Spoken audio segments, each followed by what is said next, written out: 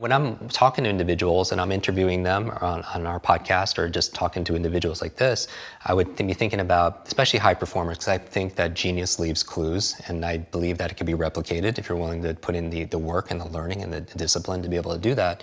Then I want to know their beliefs. I want to know what they value, because if I don't know that, if I'm just working on step-by-step hacks and everything else, it won't stick because it's missing a huge part. So I want to model like their behaviors, their values, their beliefs, and also who they think they are that allows them to accomplish those amazing things in their life. And what are some of the clues that genius leaves? So it's interesting when I'm talking about these levels of change, right? The identity level is the who, right? You know all the 5 W's and the H we learned back in school. The identity is who somebody is. When we're talking about beliefs and values, that's the why they do what they do. When we're talking about capabilities, that's the how, right? That's the habit, right?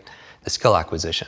When we're talking the behavior, that's the what they're doing, right? And then when we're talking about environment, that's really the where and the when, right? So I'm always going back, if I want to create change, create a new habit, create a new level of learning for somebody, I'm addressing those different levels. And if I ignore one with somebody else or myself, then it's not going to stick, right? Because you're not going to have that congruency where it's going to affect, where it becomes second nature.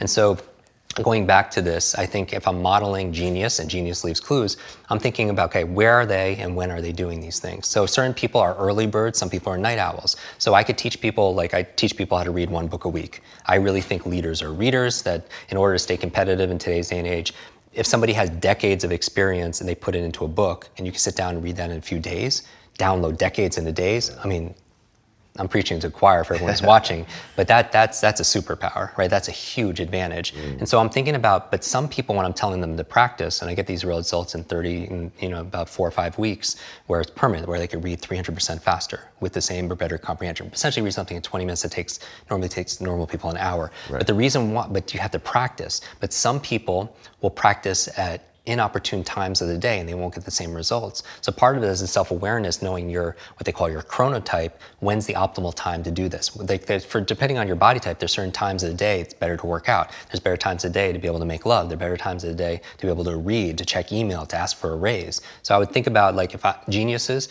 find their element, their sweet spot, and they set up their routines and their rituals throughout the day to be able to align with their time when they're most productive, right? If they don't have a lot of energy in the morning, working out is probably not as good as doing it some other time.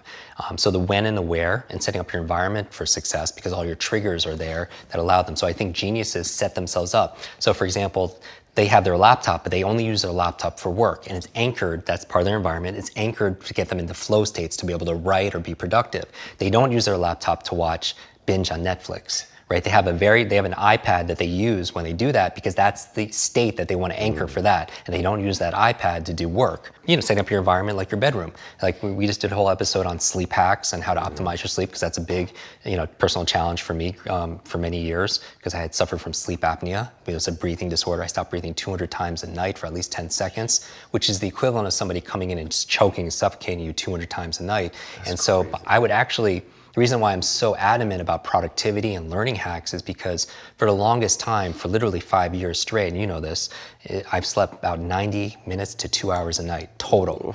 And you know how you feel when you get 1 bad night of sleep, and how where your focus is, your energy level, and I get these horrible migraines, and it's forced me to double down in my practices. In terms of I have a limited amount of time, I have to focus on the things that really matter, resources and stuff.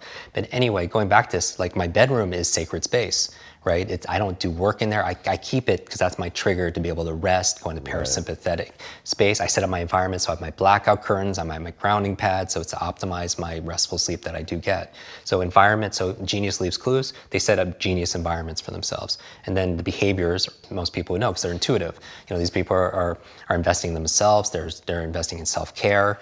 I always tell people that self-love and self-care is not selfish. A lot of people, they're there for their friends and their family and their clients and everybody else, but they're not refilling their cup. So I think that we have to be, grow givers, meaning we grow so we have more to give to other people, so we have more impact with other individuals. So the behaviors are reading each day and putting together your to-do list, and I think having your not to-do list is so important. Being sleep deprived for so many years, I think a lot of people I'm super sensitized to it, but I think one of the success rituals people should have is just going through and keeping a consistent not to-do list. And I think the most successful genius level individuals, one of the clues that they leave is their not to-do list is bigger than their to-do list, right? They don't check their phone in the morning. They don't take in, everything is hell yes or it's hell no, right? That's their filter system. They don't, they say no to good so they can say yes to great. So the behaviors, then you have the habits, and then you have the beliefs and the values. And the beliefs and the values, because I watch, this is one of the reasons why I watch your show, because I'm just hearing all the time, you're listening to these amazing beliefs and values from achievers in every area. I mean, it's amazing. I mean, you have Wycliffe there, and like Mellon, you have all these amazing individuals, but you see that there's a pattern that's there, right? And there's an art, but there's a science to it there, and there's an art to it and how they express themselves. And then I also do believe that some of those successful geniuses, and I say geniuses, not just, I'm not talking about IQ, right? I'm talking about an incredible, artist. I'm talking about an athlete. I'm talking about an advocate, in some area. Is they're clear about their identity, about who they are and who they are to the world. And so, but I know what they do commit is they do the work and they're committed to lifelong learning. And I feel like that learning, I always tell people, and we had this conversation, that if knowledge is power, then learning is your superpower. And I think it's a superpower that we all have. It's just we're not taught. Like recently we had Quincy Jones in our audience, and I had to pull him on stage, right? And I was just like, I have to ask you, We Are the World and Michael Jackson and Oprah, like, how'd you overcome these challenges, these problems that you had to be able to create this, this legacy? And he looked at me, he's like, Jim, I don't have any problems.